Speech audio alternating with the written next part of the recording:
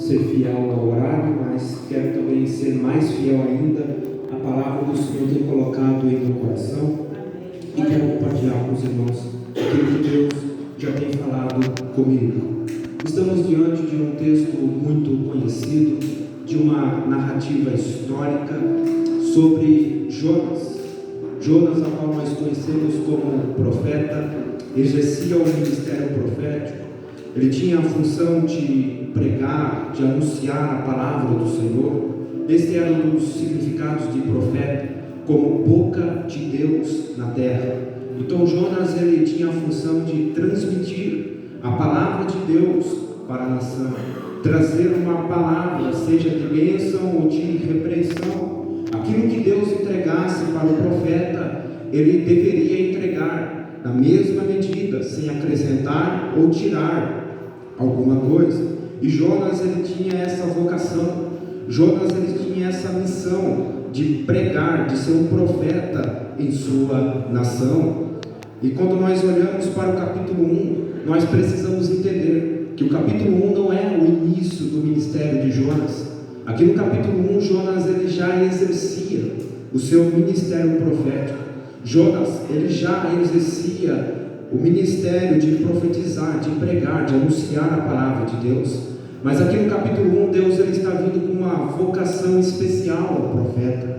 Deus está vindo com uma chamada específica ao profeta, porque Deus, ele tem sim uma chamada com todos a qual se entregaram a Cristo, todos a qual entregaram a sua vida para Jesus, tem sim uma chamada da parte de Deus, tem sim uma vocação da parte de Deus, porque na igreja ninguém é tão cheio que tenha tudo, mas também ninguém é vazio que não tenha nada. Todo mundo na igreja tem algo da parte de Deus para compartilhar. Todo mundo na igreja tem algo de Deus para compartilhar, para edificar um ao outro.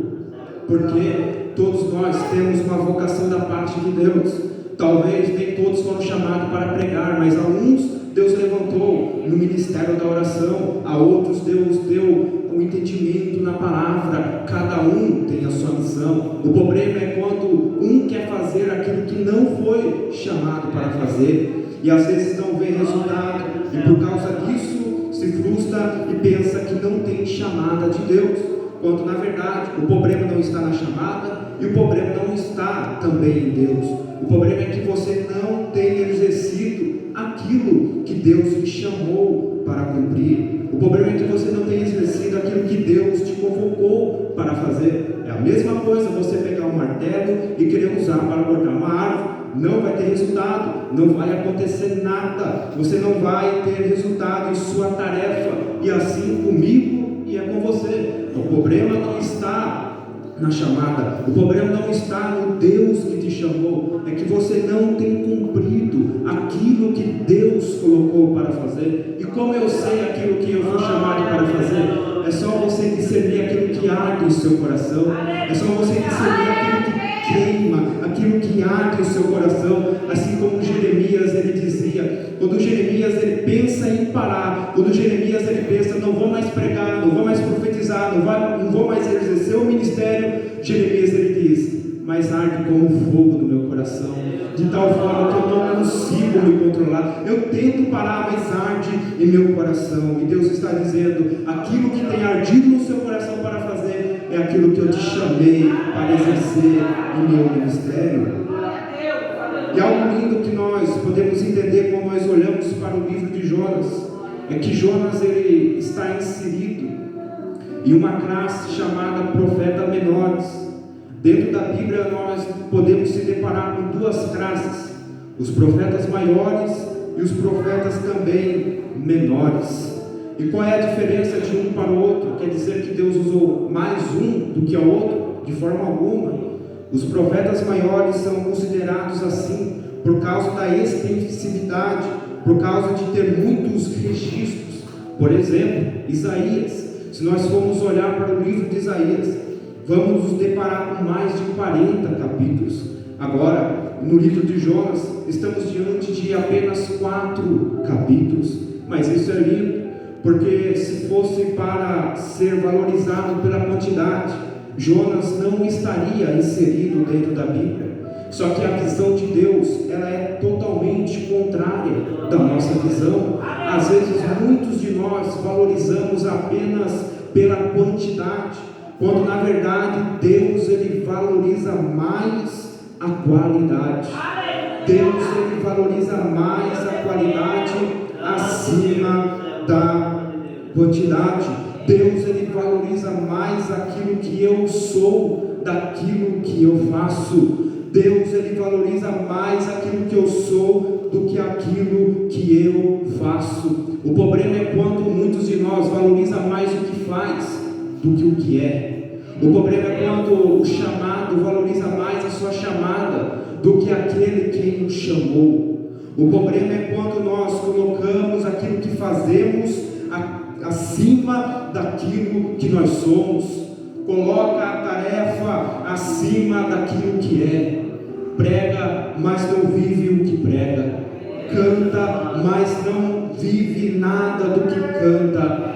Se apresenta diante do público, mas no secreto não é nada do que se apresenta diante do público.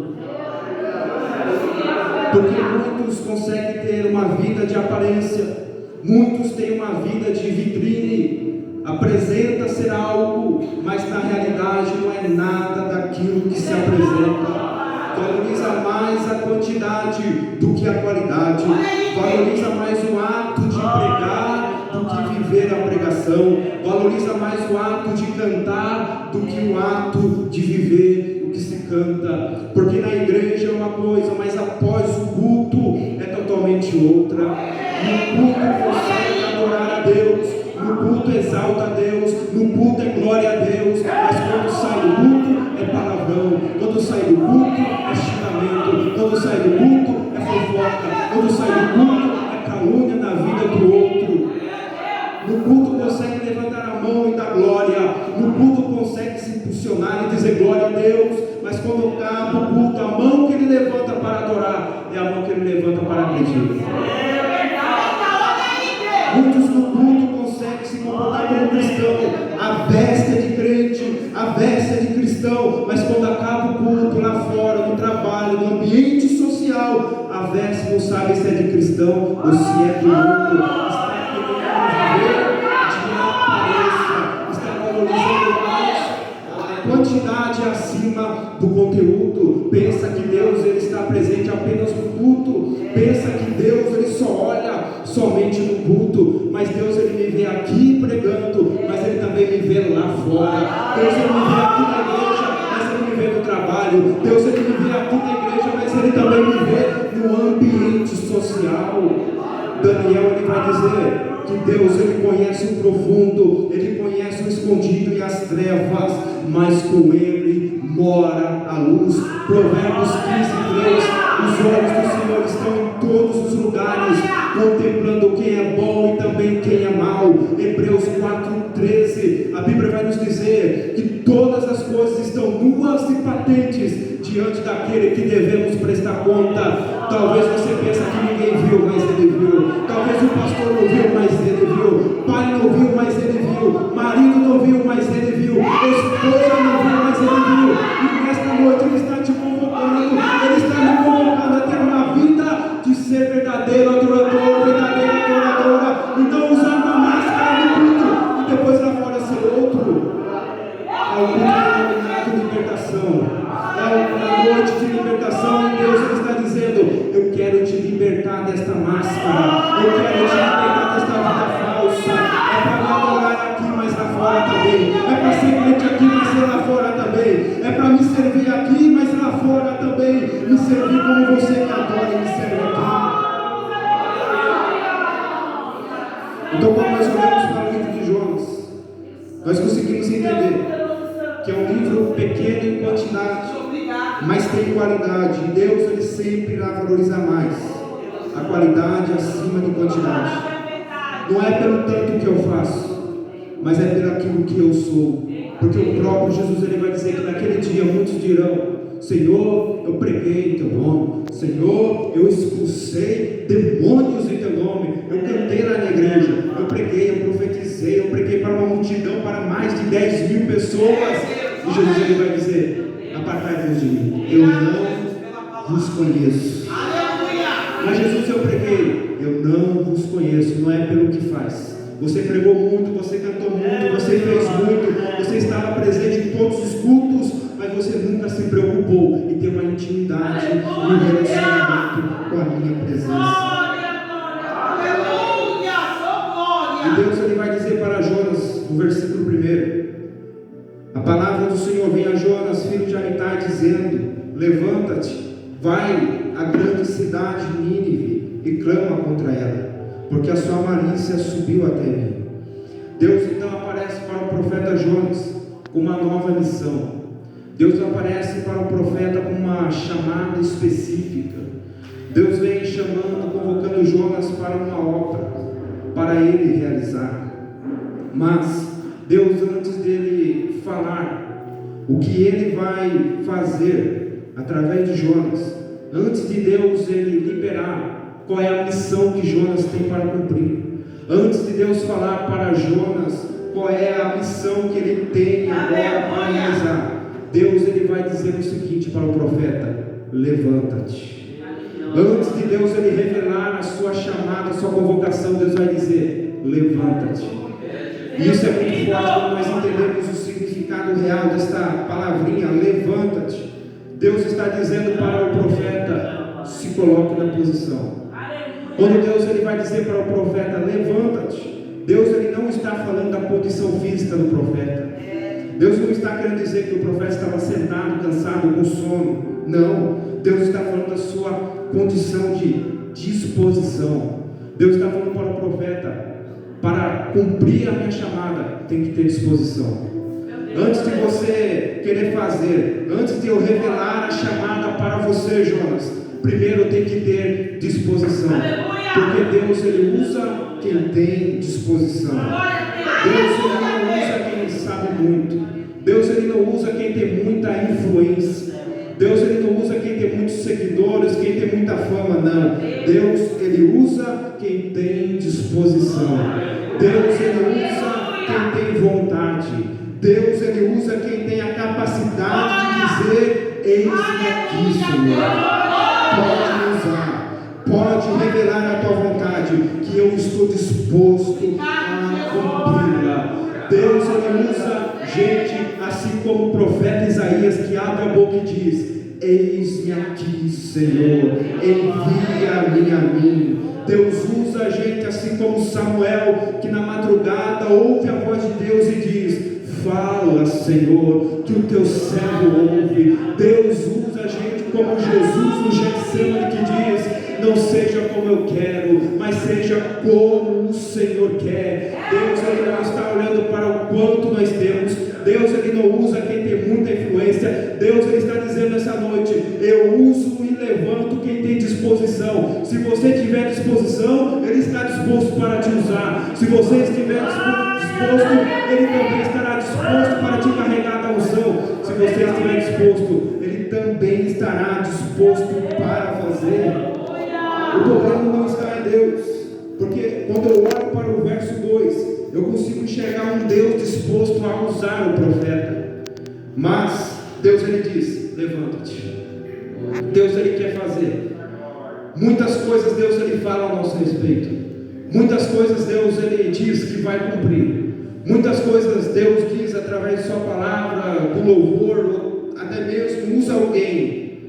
Só que nem tudo depende de Deus. Tem coisas que vai depender da nossa condição.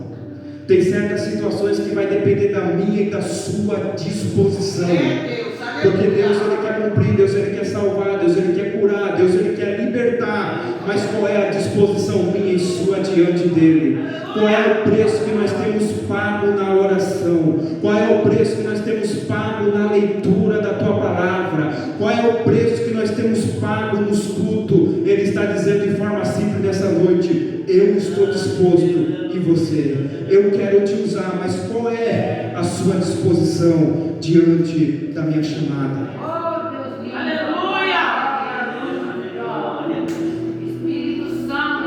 E é lindo quando nós olhamos para a chamada de Deus na vida do profeta Jonas. Qual é a chamada? levar o profeta até uma outra nação para pregar. E isso é algo muito interessante quando nós estudamos de forma completa a narrativa histórica bíblica. Porque antes de Jonas, nenhum profeta foi levado a pregar para uma outra nação.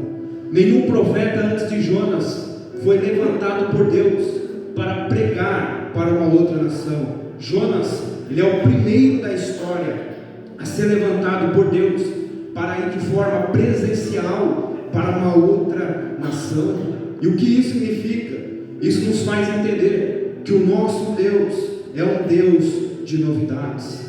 Quando nós olhamos para a chamada de Jonas, quando nós olhamos para esta convocação de Deus na vida do profeta Jonas, nós conseguimos entender que o nosso Deus é um Deus de novidades.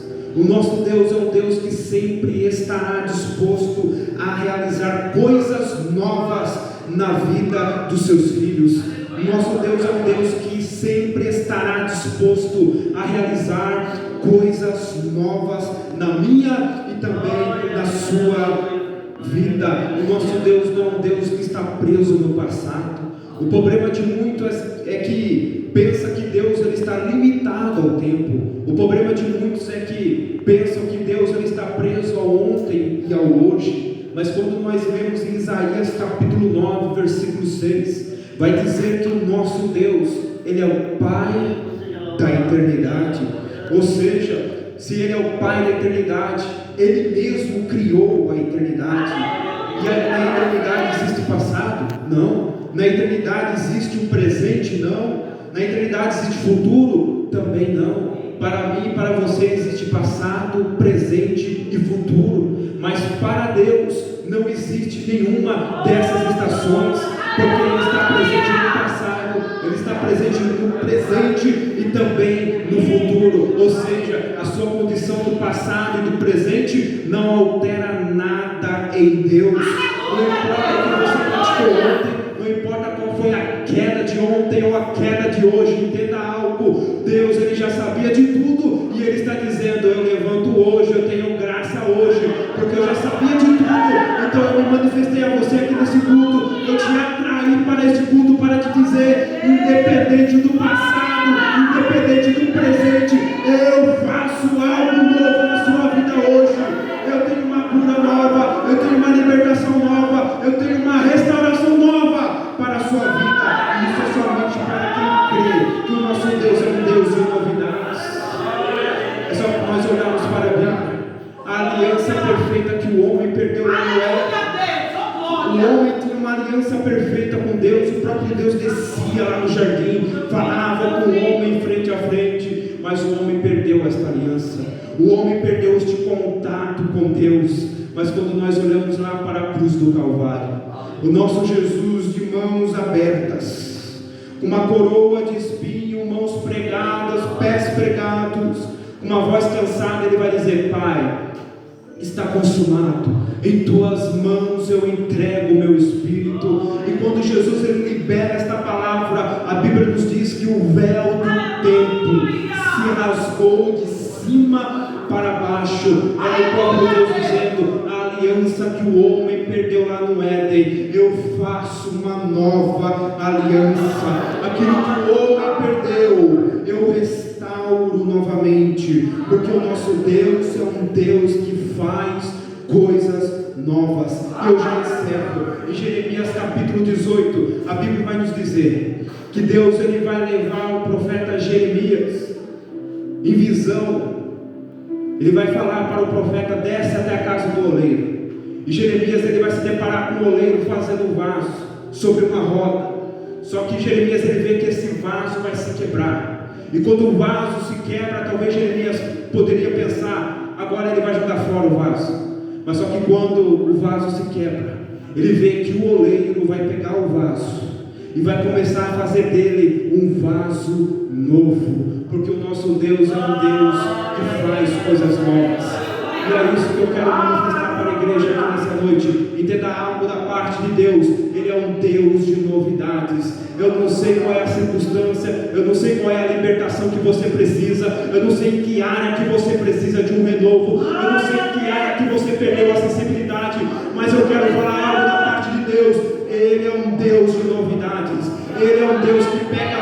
vasos quebrados e faz um vaso novo para a glória e para a honra do seu nome. E só quem crê nesta palavra, por favor, se coloque